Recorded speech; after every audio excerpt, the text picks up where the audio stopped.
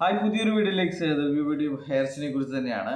നമ്മുടെ ഹയർ റിച്ചിൽ നിന്ന് വിട്ടുപോയി ശ്രീരാമാടത്തിൻ്റെ അനുവാദത്തോടുകൂടിയാണ് ഞാൻ മറ്റു തട്ടിപ്പുകൾ ചെയ്യുന്നത് എന്ന് പറഞ്ഞ് ആൾക്കാരെ അവൻ്റെ വരുതിയിലാക്കാൻ ശ്രമിക്കുകയും അവസാനം ശ്രീനാഥ് പ്രതാപൻ തന്നെ ഞാൻ അങ്ങനെ ഒരുത്തനും സമ്മതം കൊടുത്തിട്ടില്ല എന്നൊക്കെ പറഞ്ഞ് നാറ്റിക്കുകയും ചെയ്ത അയൂബ് ഖാൻ വിരലിലെണ്ണാൻ പറ്റാത്തത്ര ഇത്തരം തട്ടിപ്പുകൾ ചെയ്ത് തിരിച്ചു വന്നിട്ടുണ്ട്.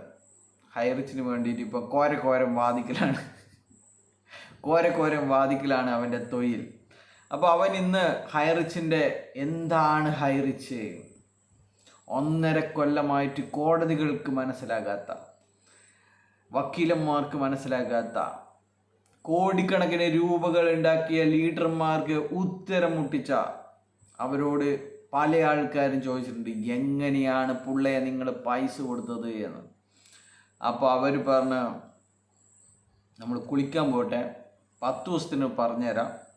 അങ്ങനെ പല ആൾക്കാർ അങ്ങനെ അതും പറഞ്ഞിട്ട് മുങ്ങുകയായിരുന്നു. എന്നാൽ ധൈര്യശാലിയായ അയ്യൂബ് ഖാൻ അതിനൊക്കെ മറുപടി പറഞ്ഞിട്ടുണ്ടാവുമെന്ന് വിചാരിക്കുന്നു. എന്തായാലും ഓൻ്റെ ഈ കള്ളത്തരം തട്ടിപ്പ് വായ തുറന്നു കഴിഞ്ഞാൽ കൈകൂപ്പിക്കൊണ്ട് അടക്കം കളവ് പറയുന്ന അദ്ദേഹത്തിൻ്റെ വീഡിയോ ഞാൻ കണ്ടിട്ടില്ല. എന്തായാലും എന്തായിരുന്നു ഹൈറിച്ച് എന്ന് പറഞ്ഞു കഴിഞ്ഞാൽ എനിക്കറിയുന്ന കാര്യങ്ങൾ പറയാൻ ആഗ്രഹിക്കുന്നു. ശരിക്കും പറഞ്ഞു കഴിഞ്ഞാൽ ഈ ഒരു ഹൈറിച്ച്, ഈ ഒരു സൂപ്പർ മാർക്കറ്റുകളുടെ ശൃംഖലകൾ ഉണ്ടാക്കുക എന്നുള്ളത് പ്രതാപിൻ്റേതല്ല ഐഡിയ. അത് റീത്ത ഫിലിപ്പിൻ്റെയാണ് ഈ ഐഡിയ എന്ന് പറയുന്നത്. റീത്തയാണ് അതിനൊരു കാരണമുണ്ട്. അതിന് മുന്നേ തന്നെ ഇതുപോലെ സൂപ്പർ മാർക്കറ്റുകൾ തുടങ്ങാം എന്ന് പറഞ്ഞതാണ് നമ്മുടെ ഇതിനു മുന്നേ പൊട്ടിപ്പോയ അർഷാദ് ആണോ അദ്ദേഹത്തിൻ്റെ പേര്, അദ്ദേഹത്തിൻ്റെ ഇതുപോലെയുള്ള സൂപ്പർ മാർക്കറ്റുകൾക്ക് വേണ്ടി സ്ഥലമെടുക്കുകയും അവിടെ ഓരോരാൾക്കും ഷെയർ കൊടുക്കുകയും ഓരോരാളും അവരുടേതായ സ്ഥലം കണ്ടെത്തി, അല്ലെങ്കിൽ കുറച്ച് ഗ്രൂപ്പുകൾ സ്ഥലം കണ്ടെത്തി അവർക്ക് അവിടെ സൂപ്പർ മാർക്കറ്റുകൾ സൃഷ്ടിക്കുക, എന്നിട്ട് ഇവർ സാധനങ്ങൾ സപ്ലൈ ചെയ്യുക, അങ്ങനെയുള്ള സംഭവങ്ങളൊക്കെ ഉണ്ടായിട്ടുണ്ടായിരുന്നു. അപ്പോൾ അതിൽ നിന്ന് ആണ് ഇതുപോലെയുള്ള ആൾക്കാർക്ക് ഇന്ധനം കിട്ടുന്നത്. ഇങ്ങനെയൊരു സംഭവം ഉണ്ടല്ലോ എന്ന് നമുക്കറിയാം. 2010 സൂപ്പർ മാർക്കറ്റുകൾ എന്ന് പറയുന്നത് കേരളത്തിൽ അങ്ങോളം ഇങ്ങോളം ഇങ്ങനെ ചെറിയ ചെറിയ റീറ്റെയിൽ ഷോപ്പുകൾ മാറി സൂപ്പർ മാർക്കറ്റുകൾ വരുന്ന ഒരു സമയമായിരുന്നു.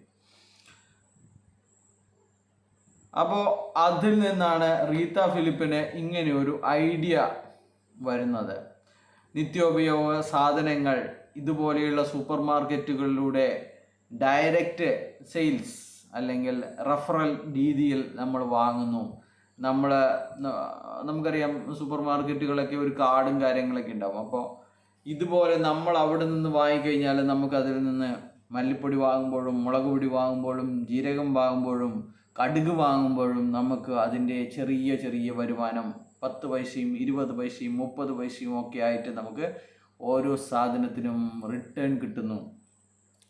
ഇതിനെക്കുറിച്ച് അറിയണമെങ്കിൽ രാജീവ് തൃക്കരിപ്പൂറിൻ്റെ ആദ്യ സമയത്തെ ഒരു വീഡിയോകൾ കണ്ടാൽ നിങ്ങൾക്ക് മനസ്സിലാവും. അതിങ്ങനെ ഓരോരാളെയും ചേർത്ത് അവർക്കൊക്കെ 10 പൈസയും 30 പൈസയും അങ്ങനെ വീതിച്ച് പോകുമ്പോൾ നമുക്ക് ഒരു മാസം കോടിക്കണക്കിന് രൂപ കിട്ടും.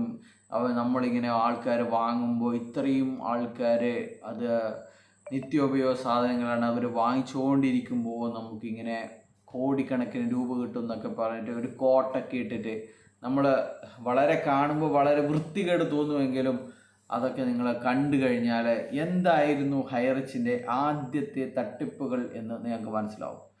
ആ സമയത്ത് ഇവർ വെറും 700 രൂപയ്ക്ക് പുതപ്പ്, ചായപ്പൊടി, 2 ചായപ്പൊടി, പുതപ്പ്, അങ്ങനെയുള്ള കാര്യങ്ങൾ മാത്രമായിരുന്നു കൊടുത്തിരുന്നത്. അങ്ങനെ ഇവർ ഇത് വലിയ തോതിൽ വലിയ ഒരുപാട് ആൾക്കാർ ഇനി മുളക് പൊടിയും മല്ലിപ്പൊടിയും കടുകും ഇതിലൂടെ മാത്രം വാങ്ങുമെന്ന് പറഞ്ഞ് പ്രചരിപ്പിച്ച് ഇവർ ഓരോ പഞ്ചായത്തിലും ഇവർക്ക് വെയർ ഹൗസുകൾ വേണം, ഓരോ പിന്നിലും ഇവർക്ക് സൂപ്പർ മാർക്കറ്റുകൾ വേണമെന്നൊക്കെ പറഞ്ഞിട്ട് ഇവർ ഇതുപോലെ ഫ്രാഞ്ചൈസികൾ 5 ലക്ഷവും 3 ലക്ഷവും ഒക്കെ വാങ്ങി സാധനങ്ങൾ 1 ലക്ഷത്തിൻ്റെ സാധനവും ബാക്കി 4 ലക്ഷം അവരുടെ കീശയിലും അവരുടെ ബ്രാൻഡ് നെയിം ഉപയോഗിക്കുന്നതിൻ്റെ പൈസ അങ്ങനെയൊക്കെ വാങ്ങി. അങ്ങനെ കുറച്ച് സമയത്തേക്ക് കുറച്ച് ആൾക്കാർക്കൊക്കെ അരിയും പല വ്യഞ്ജനങ്ങളും ഒക്കെ കൊടുത്തിട്ട് പിന്നെ ഇത് ആൾക്കാർ ഇവിടെ വാങ്ങുന്നില്ല എന്നുള്ള ഒരു ഘട്ടം വന്നു. അങ്ങനെ ആളിത്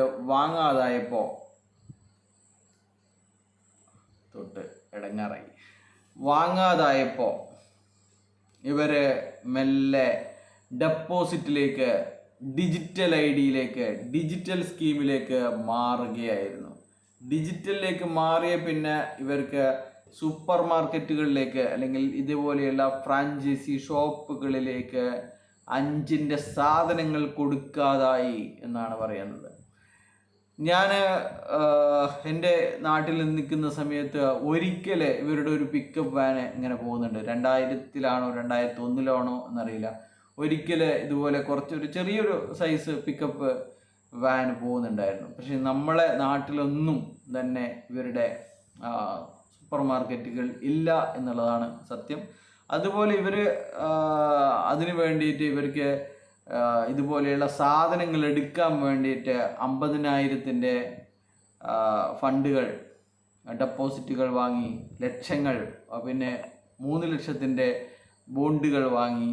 അങ്ങനെ ഇത് പിന്നെ 10 ലക്ഷത്തിൻ്റെ ഗൾഫിൽ പോയിട്ട് DSCO എന്ന് പറയുന്ന കമ്പനിക്ക് വേണ്ടി 10 ലക്ഷത്തിൻ്റെ ബോണ്ടുകൾ വാങ്ങുന്നു. പിന്നെയാണ് ഇവർക്ക് ഒരു ഡപ്പാങ്കുത്ത് തട്ടിക്കൂട്ട് സാധനങ്ങൾ ആക്ഷൻ OTT ഇവർ പർച്ചേസ് ചെയ്യുന്നത്. അതിനുവേണ്ടി 8000 ആൾക്കാരിൽ നിന്ന് 5 ലക്ഷം രൂപ വാങ്ങി.